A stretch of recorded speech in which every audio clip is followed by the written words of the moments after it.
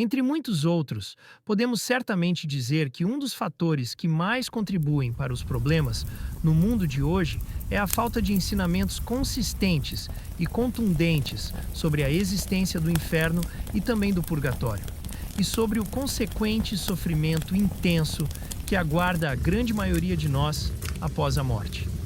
Muitos crimes, ofensas, agressões e destruições deixavam de ser praticados em outros tempos porque as pessoas tinham mais medo dessas coisas.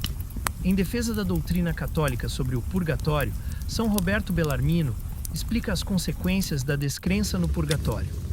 Diz ele: aquele que pensa que não existe purgatório, mas que todos os pecados são abolidos pela morte, para aqueles que morrem com fé, facilmente dirá a si mesmo: para que me esforço em jejuns, orações, continência e esmolas? Por que privo meu coração de deleites e prazeres? Visto que na morte terei alguns ou muitos pecados, todos eles serão apagados. Mas alguém que pensa que tudo o que não foi apagado aqui pelas devidas obras de penitência será lavado lá, certamente sairá mais diligente e cauteloso. Resumindo, o Santo Doutor escreveu que a opinião que sugere a inexistência do purgatório torna os homens lentos em evitar os pecados e praticar as boas obras. Verdade irretorquível. Os resultados previstos por Bellarmino são fáceis de observar. Isso é especialmente verdadeiro entre o número aparentemente crescente daqueles que se consideram deprimidos, crendo que o fim da vida na Terra eliminará tal sofrimento. O ensinamento da Igreja Católica é que, mesmo que alguém possa se confessar, é preciso estar sinceramente arrependido dos seus pecados para que eles sejam perdoados. Além disso, mesmo que os pecados sejam perdoados, ainda há a punição como dívida resultante dos pecados cometidos.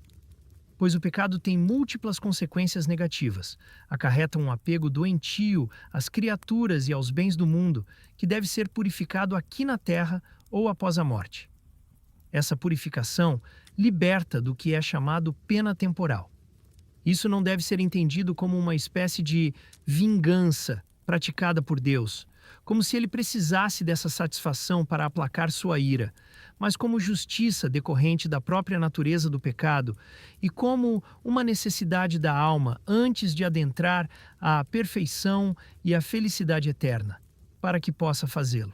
Por outro lado, embora esses casos sejam considerados raros, uma conversão a partir de uma caridade sumamente fervorosa e verdadeira a Deus pode alcançar a purificação completa do pecador, de tal forma que não reste nenhuma pena a pagar. O perdão dos pecados que rompem nossa comunhão com Deus e a restauração dessa mesma comunhão implicam a remissão da pena eterna do pecado, mas a pena temporal dos pecados permanece. Trata-se de um ensinamento importante, frequentemente ignorado. A punição para o pecado, mesmo que se tenha restaurado a comunhão com Deus por meio do arrependimento honesto no sacramento da penitência. Essa punição temporal pode ser cumprida durante a vida terrena ou no purgatório. Assim, o purgatório é parte importante da misericórdia de Deus. Quem vai para o purgatório acabará indo para o céu, e este é o consolo dos consolos, mesmo que permaneça no purgatório por longo tempo. Outro ponto significativo que pode ser ignorado quando se ensina a fé é a gravidade da dor e do sofrimento no purgatório.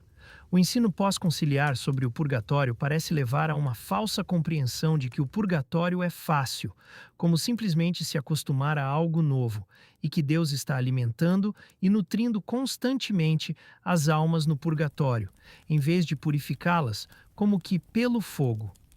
A boa doutrina, porém, atesta que o purgatório é extremamente sofrido e doloroso, doloroso além do que se pode imaginar aqui na Terra. A maioria dos padres da Igreja descreveu o purgatório como uma dor muito pior do que qualquer sofrimento que conheçamos. O mesmo São Roberto Bellarmino cita alguns deles. Santo Agostinho diz, comentando o Salmo 37, embora ele seja salvo pelo fogo, ainda assim esse fogo será mais severo do que qualquer coisa que um homem possa sofrer nesta vida. Da mesma forma, Santo Tomás de Aquino cita Santo Agostinho e então explica por que o purgatório é provavelmente uma dor muito pior do que qualquer outra experimentada durante a vida na Terra. Agostinho diz em um sermão, 41 de Santis, este fogo do purgatório será mais severo do que qualquer dor que possa ser sentida, vista ou concebida neste mundo. Ora, no purgatório haverá uma dupla dor, a da perda da visão de Deus e a dor dos sentidos, a punição pelo fogo corpóreo. Em relação a ambas, a menor dor do purgatório supera a maior dor desta vida. Pois quanto mais uma coisa é desejada, mais dolorosa é sua ausência. E como após esta vida a alma santa deseja o bem supremo com o mais intenso anseio, tanto porque seu anseio não é contido pelo peso do corpo, quanto porque, se não houvesse obstáculo, já teriam alcançado o objetivo de desfrutar do bem supremo. Segue-se que elas se afligem tanto mais profundamente. Além disso, as feridas infligidas às partes mais sensíveis causam a maior dor. E como toda sensação corporal provém da alma, segue-se necessariamente que a alma sente a maior dor quando uma ferida é infligida à própria alma. Portanto, a dor do purgatório, tanto da perda quanto da sensação, supera todas as dores desta vida. Muitas vezes, são os profissionais de saúde que acompanham nossos parentes e amigos gravemente enfermos e ou acidentados, à beira da morte. Essas pessoas, mesmo bem intencionadas, podem não ter fé ou não estarem preparadas para falar dessas coisas aos moribundos. Agir assim, fingindo que está tudo bem, numa tentativa de consolar a pessoa que sofre, é na verdade uma falsa caridade. É mais importante tentar salvar aquela alma, lembrando-a de se entregar a Deus e se arrepender dos seus pecados antes da morte. Especialmente os que se dedicam à missão sagrada de ensinar a fé, devem adotar um ensinamento contínuo, sério e contundente sobre a dor e o sofrimento intensos do purgatório e do inferno. Mesmo as crianças, claro, com a devida pedagogia, sem apavorar ninguém, mas sim buscando essa necessária preparação para o destino de todos nós. Assim, a pessoa deprimida ou angustiada que pensa falsamente que o fim da vida os faria felizes e em paz, ou o idoso que hoje é calmo e compassivo, mas que já cometeu muitos erros no passado e que pensa que irá direto para o céu depois de causar danos significativos às almas pelas quais recebeu responsabilidade, estão gravemente equivocados em suas visões de vida após a morte. Agora, o que fazer com essas informações? Mesmo durante conversas amigáveis e casuais, devemos alertar, sempre que tivermos a chance, sobre essas questões tão descuidadas da fé cristã. Todos comentam, casualmente, sobre os perigos de consumir certos alimentos ou sobre comportamentos de risco, praticar certos esportes e assim por diante.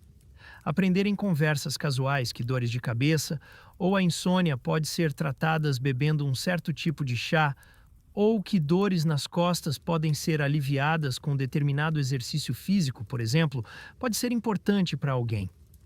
Mas o sofrimento causado por essas dores desta vida, embora graves, não é nada comparado à dor do purgatório ou, infinitamente pior, à do inferno. Pense nisso.